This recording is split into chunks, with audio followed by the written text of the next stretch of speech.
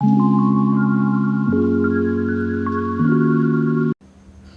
दोस्तों, मैं सुशील कुमार आपके अपने YouTube channel CGPSC short notes में आप सभी का स्वागत करता हूं। आज हम पंचवर्षीय योजना के बारे में बात करेंगे। जो व्यापम द्वारा प्रतिवर्ष पूछे गए प्रश्न हैं, मैं केवल उन्हीं प्रश्नों को आज सॉल्व करने के लिए यह वीडियो बना रहा हूं। आप लोगों को अगर पसंद आता है लाइक शेयर सब्सक्राइब जरूर करें। तो चलिए वीडियो स्टार्ट करते हैं।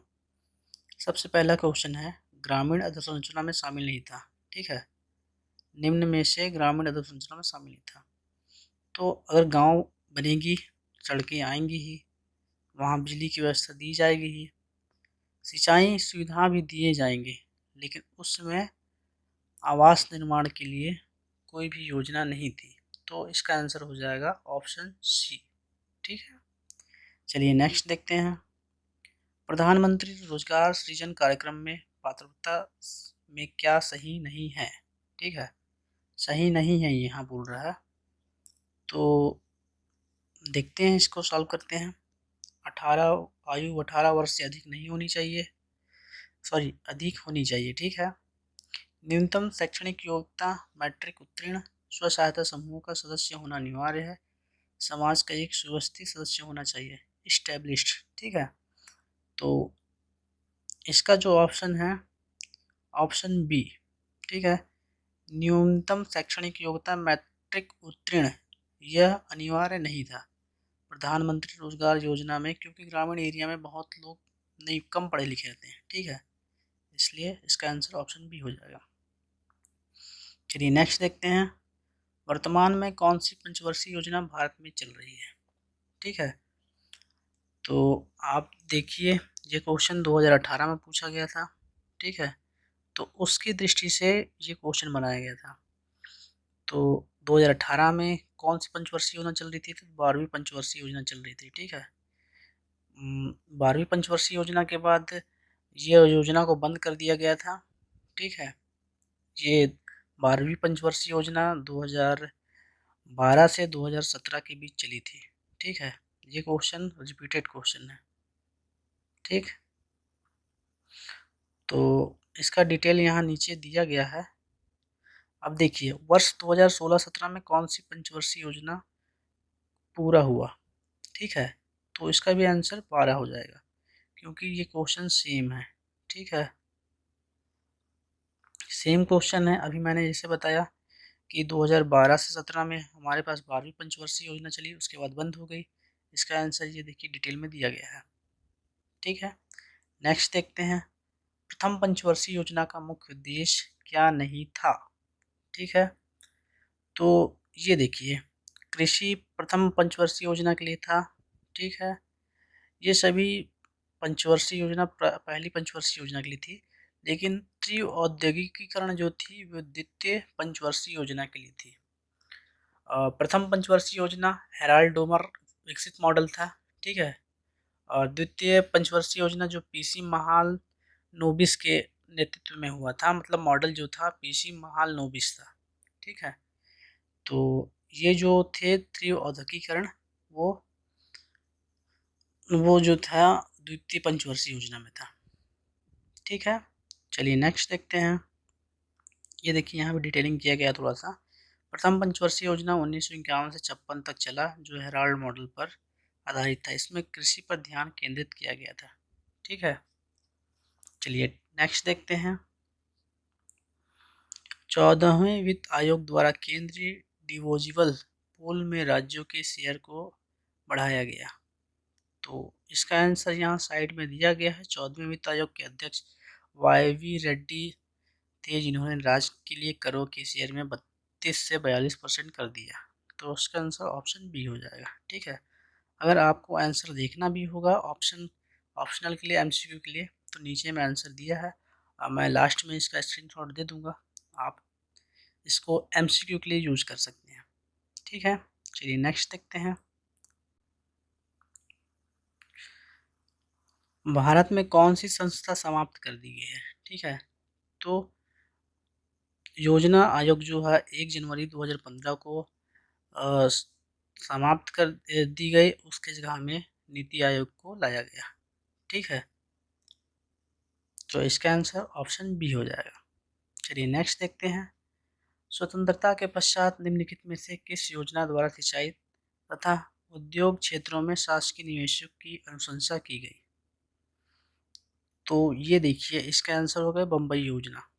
ठीक है, आंसर में दिया गया भी है और यहाँ ऑप्शन डी हो जाएगा। तो एक बार पढ़ लेते हैं।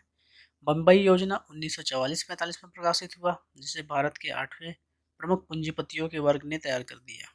ठीक है, उसमें पुरुषोत्तम दास, JRT टाटा, GD बिरला, लाल श्रीराम, कस्तूरभाई, HD श्राफ इत्यादि। ठीक है, चलिए नेक्स्ट देखते हैं। दूसरी पंचवर्षीय योजना का प्रारूप किसने तैयार किया था? तो देखिए, अभी मैंने जैसे यहाँ बताया था, दूसरी पंचवर्षीय योजना में तीव्र औद्योगिकीकरण को लिया गया था। ठीक है, ये तो इसका जो काम किया था, मतलब जिनकी मॉडल जो थे वो PC महालनोबिस थे। ठीक है, इसको याद करने का तरीका अगर याद करना होगा तो इसके लिए मैंने एक ट्रिक बनाया था। पीसी अगर आप सिविल इंजीनियर होंगे या सिविल इंजीनियरिंग जानते होंगे तो पीसी एक पोकलेन मशीन होती है। ठीक है, जिससे हम लोग भारी काम कर सकते हैं। ठीक है, तो उस प्रकार मैंने कोलरेट करके मैंने इसको बनाया था। ठीक है, तीव्र औद्योगिकीकरण। तो चलिए नेक्स्ट देखते हैं। किस पंचवर्षीय योजना में भारत की कृषि वृद्धि पर सर्वाधिक रही है? सर्वाधिक दर, कृषि वृद्धि दर सर्वाधिक रही है। ठीक है, तो ये थी 8वीं पंचवर्षीय योजना। कृषि क्षेत्र में सर्वाधिक वृद्धि 8वीं पंचवर्षीय योजना के दौरान रहा, जो 4.68% रहा। ठीक है,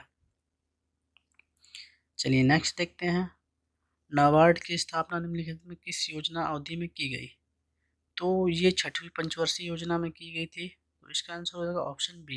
ये देखिए, शिवरमन समिति के सिफारिश पर 12 जुलाई 1982 में 6वीं पंचवर्षीय योजना के दौरान ये नाबार्ड जो थी उसकी स्थापना की गई। ठीक है, इसकी स्थापना की गई थी। चलिए नेक्स्ट देखते हैं। 12वीं पंचवर्षीय योजना का कार्यकाल क्या था? ठीक है, ये क्वेश्चन अभी तक तीसरी बार रिपीट हो गया है। ठीक है, 12वीं पंचवर्षीय योजना 2012 से 2017। ठीक है, 2012 से 17 के बीच चला। ये देखिए यहाँ दिया हुआ है। तो ये क्वेश्चन 3 बार रिपीट हो चुका है। चलिए नेक्स्ट देखते हैं। निम्नलिखित में से किस पंचवर्षीय योजना में विकास ध्रुव उपागम को अपनाया गया? ठीक है, तो इसका आंसर है 4थी पंचवर्षीय योजना। देखिए, क्षेत्रीय विषमताओं को दूर करने के लिए 4थी पंचवर्षीय योजना में विकास ध्रुव उपागम की शुरुआत की गई। इसके घटक भी दिए गए हैं साथ में। ठीक है, आप पढ़ लीजिएगा। चलिए नेक्स्ट देखते हैं। निम्नलिखित योजनाओं में से भारत में उच्च वृद्धि दर किस योजना में? ये देखिए, अभी जस्ट मैंने इसको एक्सप्लेन किया था, 8वीं पंचवर्षीय योजना। ये क्वेश्चन भी रिपीट हुआ। ये देखिए, सर्वाधिक वृद्धि दर, ठीक है, और उच्चतम वृद्धि दर सेम क्वेश्चन है ना। तो 8वीं पंचवर्षीय योजना है, इसका डिटेल यहाँ दिया गया है। ठीक है, देख लीजिएगा आप लोग। चलिए नेक्स्ट देखते हैं। आर्थिक नियोजन के उद्देश्य के संबंध में निम्नलिखित में से कौन सा कथन सही नहीं है? कौन सा कथन सही नहीं है ये बोला गया है। ठीक है, तो चलिए देखते हैं। पहला कथन है, देश के आर्थिक विकास में प्रोन्नत करना, आर्थिक स्रोतों के समान वितरण को सुनिश्चित करना, ढांचागत सुविधाओं को सुदृढ़ करना, राष्ट्रीय आय के निश्चित लक्ष्य को प्राप्त करना। ठीक है, तो इसका आंसर देख लेते हैं। 15 का बी, ऑप्शन नंबर बी इसका सही आंसर है। आर्थिक स्रोतों के समान वितरण को सुनिश्चित करना। ठीक है, मुझे इसका आंसर नहीं मालूम था, इसलिए मैंने आंसर देख लिया। चलिए नेक्स्ट देखते हैं। निम्नलिखित में से किस प्रादर्श पर चतुर्थ पंचवर्षीय योजना आधारित थी? तो ये देखिए, यहाँ पर दिया हुआ है। पहला जो था आपका हेराल्ड डोमर, दूसरा PC महानोबिल, और जो तीसरी पंचवर्षीय योजना सबसे असफल पंचवर्षीय योजना थी, जिसमें जॉन सैंडी एवं सुखमय चक्रवर्ती ने किया था। ठीक है। उसके बाद 1966 से 69 तक योजना अवकाश रखा गया। फिर आई चौथी पंचवर्षीय योजना, जिसमें डी.आर. गॉडगिल थे। ठीक है। तो इसका आंसर हो जाएगा डी.आर. गॉडगिल। ऑप्शन ए यहाँ बिल्कुल सही है। ठीक है। चलिए नेक्स्ट देखते हैं। निम्नलिखित में किसके प्रादर्श पर चतुर्थ पंचवर्षीय योजना आधारित थी? ठीक है, ये देखिए अभी जस्ट मैंने बताया था चतुर्थ पंचवर्षीय योजना डी.आर. गॉडगिल। ये क्वेश्चन रिपीट हो गया, 2011 में है। ठीक है। और ये क्वेश्चन था आपका 2011 में भी, ये दूसरे एग्जाम में। ठीक है। चलिए नेक्स्ट देखते हैं। निम्नलिखित में से किसे निर्देशन में स्वतंत्र भारत की द्वितीय पंचवर्षीय योजना में लंबी अवधि का दृष्टिकोण तैयार किया गया? तो पहली पंचवर्षीय योजना जो थी 1951 से 56 तक चला, जो हेराल्ड मॉडल था। ठीक है। दूसरी पंचवर्षीय योजना पीसी महानोबिल द्वारा विकसित थी। उसके बाद जो वो किस पे है, द्वितीयक मॉडल पर आधारित था। ठीक है। तो इसका ऑप्शन देख लेते हैं आंसर 18 का ए, ऑप्शन नंबर ए, पीसी महानोबिल।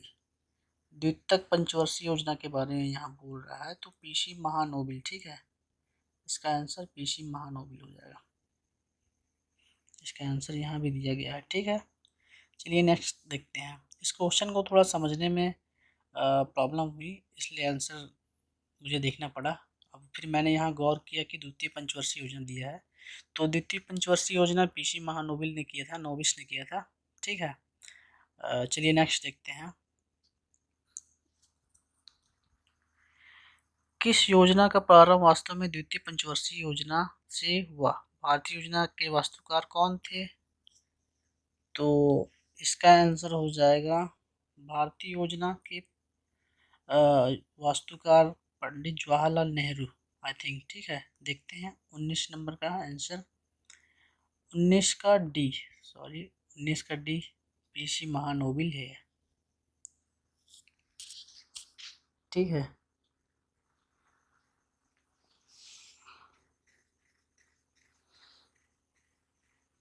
चलिए नेक्स्ट देखते हैं।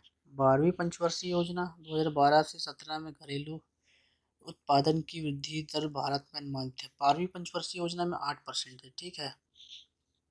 8% ये कन्फर्म है। ये देखिए आंसर भी दिया हुआ है। 12वीं पंचवर्षीय योजना में 8% घरेलू उत्पादन की वृद्धि दर, और कृषि दर इतनी, उद्योग दर, सेवा दर अलग। ठीक है। 11वीं पंचवर्षीय योजना का मुख्य भाव है मानव संसाधन वृद्धि विकास, सामाजिक न्याय एवं समान के साथ बढ़ोतरी, मानव कल्याण, तीव्र एवं अधिक समृद्धि वृद्धि। तो इसका आंसर हो जाएगा ऑप्शन डी। ठीक है। 11वीं और 12वीं सेम है। ठीक है। तो एक बार मैं 11वीं पंचवर्षीय योजना के बारे में बताना चाहूँगा। 11वीं पंचवर्षीय योजना जो इसमें प्राथमिकता थी तीव्र गति से समावेशी विकास करना। ठीक है। और 12वीं पंचवर्षीय योजना का जो उद्देश्य था तीव्र धारणीय एवं अधिक समावेशी विकास करना। 12वीं पंचवर्षीय योजना में लक्ष्य 8% था, और 11वीं पंचवर्षीय योजना में लक्ष्य 8.1% से 7.9% था। ठीक है। अगर बात करेंगे विशेष घटना के बारे में, तो भारत में सर्वाधिक प्रति व्यक्ति वृद्धि दर प्राप्त करने वाली योजना 11वीं पंचवर्षीय योजना। ठीक है। तो ये इम्पोर्टेंट हो जाता है। चलिए नेक्स्ट देखते हैं। निम्नलिखित में से कौन सी अवधि योजना अवकाश कही गई? ठीक है। तो देखिए मैंने स्टार्टिंग में बताया तीसरी पंचवर्षीय योजना के बाद 1966 से 1969 के बीच अवकाश योजना लागू की गई। ठीक है। आज के लिए सिर्फ इतना ही। मिलते हैं नेक्स्ट वीडियो में। Thanks for watching.